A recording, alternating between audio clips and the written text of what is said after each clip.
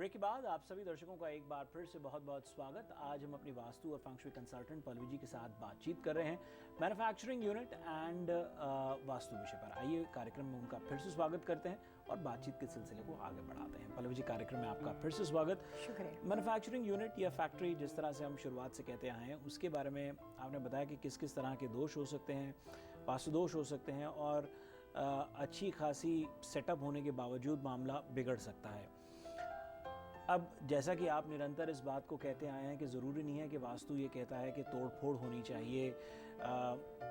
Manufacturing units में अगर मैं बात करूं तो अगर आप प्लानिंग से इन्वॉल्व हैं, फर्स्ट प्लानिंग स्टेज से इन्वॉल्व हैं, तो जाहिर है आपने पहले से ही काफ़ी चीज़ों को गौर कर लिया है, वास्तु अनुसार बन रहा है जी। लेकिन अब आप किसी ऐसे फेज़ में इन्वॉल्व होते हैं जहाँ पर फैक्ट्री ओनर्स ने जो है वेयर हाउस में मतलब रॉ मटेरियल कहाँ स्टोर करना है उसका एक प्रोविज़न अलग रखा हुआ है। बड़ी बड़ी मशीनरी है, हैवी मशीनरी है, उसको इंस्टॉल करने के लिए माउंटिंग्स बना ली, सारा कुछ हो गया। फैक्ट्री ऑलरेडी उस इक्विपमेंट को मूव करना बहुत मुश्किल है। इस तरह की तमाम चीज़ें ऑलरेडी हो चुकी हैं और वो वास्तु अनुसार नहीं हैं, तो आप उनकी किस तरह से मदद करते हैं? कोई भी घर हो या बिजनेस लोकेशन हो, हर प्रॉपर्टी के अंदर उसके अलग अलग तरह के उसको टू द स्केल परसेंटेज दिए जाते हैं। कोई भी प्रॉपर्टी 100% बुरी नहीं होती। अगर वो 100% बुरी होती है तो वहाँ के ओनर को उठा के वो बाहर फेंक देती है और उसके बाद वो आदमी इतना लंबा मतलब उसको ज़्यादा सवार नहीं कर सकता। लेकिन जब प्लस माइनस इकट्ठे होते हैं, अच्छा और बुरा सब साथ साथ में चलता है, तो कई बार अच्छा बढ़ जाता है, कई बार आप सफ़र करते हो, लेकिन इन शॉर्ट ये होता है कि आप रोलर कोस्टर लाइफ में हो, कभी ऊपर नहीं कभी नीचे चलता रहता है।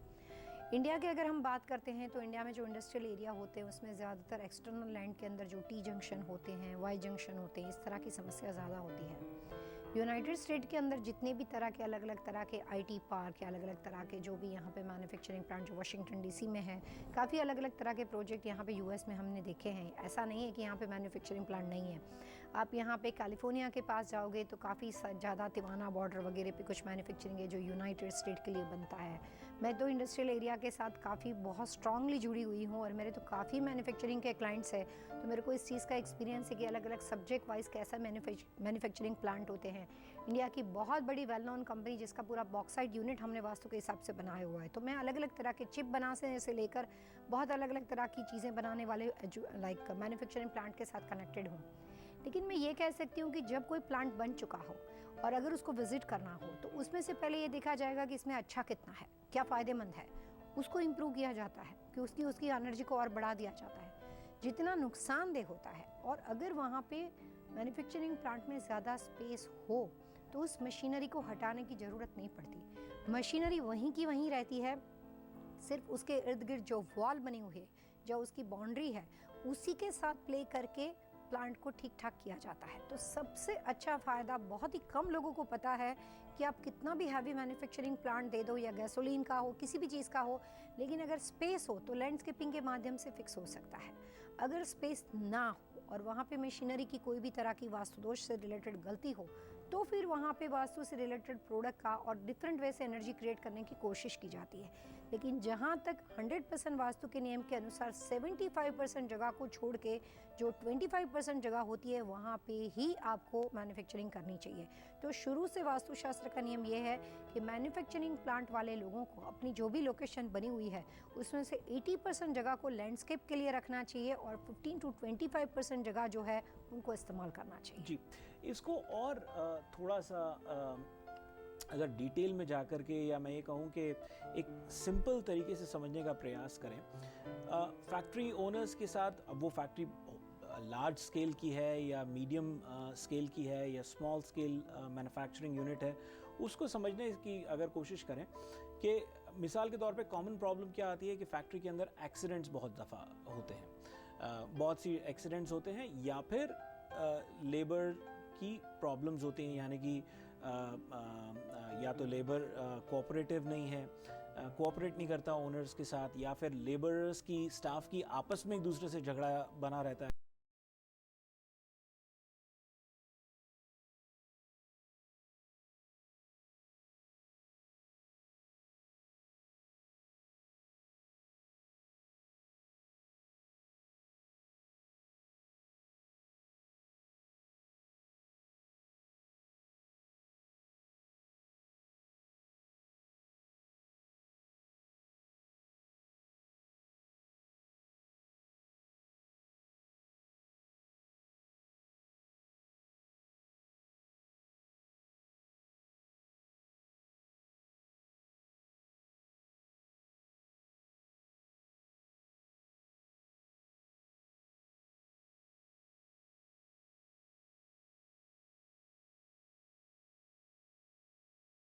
से रिलेटेड संबंधित कोई भी तरह की गलत व्यवस्था हो तो ऐसी प्रॉपर्टी के अंदर बार बार अकस्मात होते रहते हैं।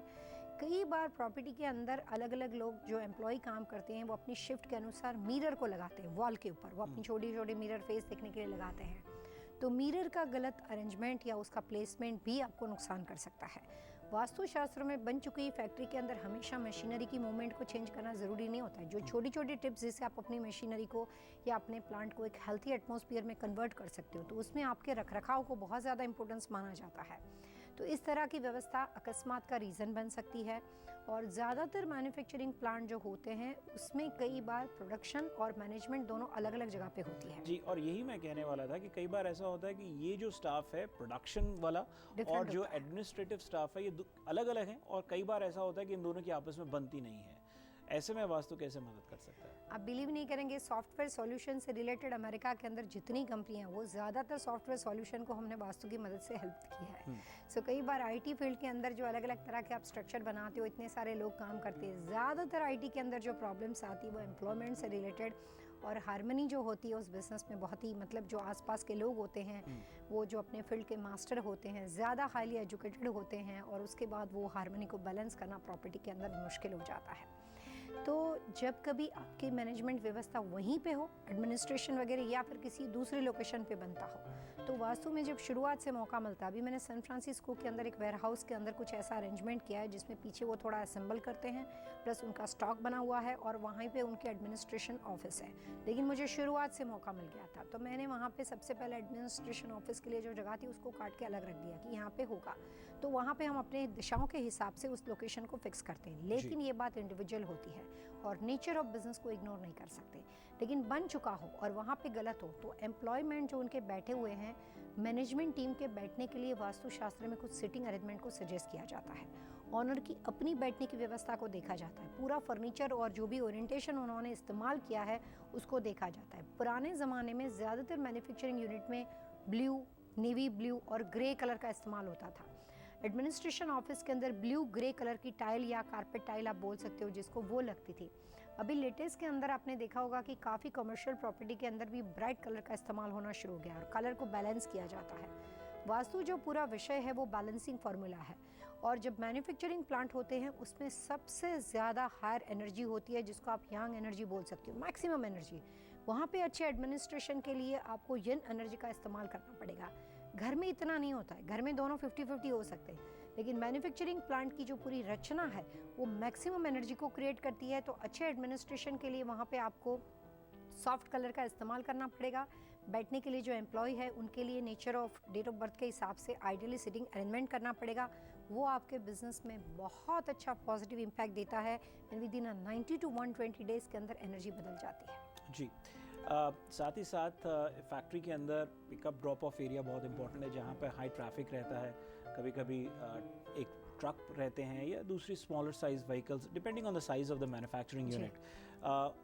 उसके लिए क्या सुझाव रहेगा वास्तु के नज़रिए से? क्या क्या किस दिशा में होना चाहिए, और क्योंकि हाई ट्रैफिक एरिया है तो क्या क्या चीज़ों को गौर करना चाहिए? कई बार जब आप नेशन वाइज काम करते हो या आप कोई चीज़ का ग्रोवर्स हो या रिटेल बिजनेस के साथ जुड़े होते हैं, तो आपकी अपनी ट्रांसपोर्ट कंपनी होती है जिसके पास आपके अपने ट्रेलर होते हैं या अपने ट्रक होती है और वो सब जगह पे डिलीवरी करती है। Correct correct. तो उस कंडीशन के अंदर जब आपके पास हैवी व्हीकल होते हैं तो वास्तु के नियम के अनुसार जो लॉट आपने जहाँ पे आपने बनाया हुआ है अपने मैन्युफैक्चरिंग के लिए, उस एरिया के अंदर इस तरह के व्हीकल के लिए पार्किंग के लिए भी एक स्पेस को फिक्स किया जाता है, क्योंकि जब वो लोग डिलीवरी करते हैं उसके बाद कभी ना कभी तो वहाँ पे वापस आते, प्लस आते जाते रहते हैं।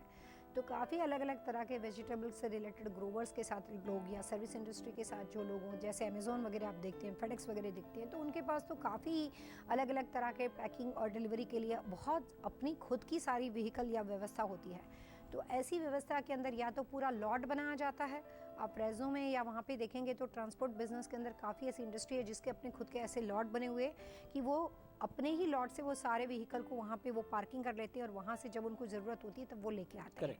और उससे कम बजट वाला अगर यूनिट होता है तो वो अपने यूनिट के अंदर ही व्यवस्था करते हैं। लेकिन हर तरह के हैवी व्हीकल के लिए वास्तुशास्त्र के अंदर वेस्ट डायरेक्शन को और नॉर्थ वेस्ट डायरेक्शन को सजेस्ट किया जाता है, तो जिसकी वजह से आपके जो डिलीवरी जो सिस्टम है या जो शिपमेंट है वो राइट टाइम पे जाती रहे। जी, दर्शकों, वास्तु लिविंग में अब वक्त तो चला है एक और छोटे से ब्रेक का। ब्रेक के बाद वापस आते ही पल्लवी जी से पहले जानेंगे टिप ऑफ द वीक और फिर आज के विषय पर बातचीत को जारी रखेंगे। आप जाएगा नहीं, देखते रहिए वास्तु लिविंग।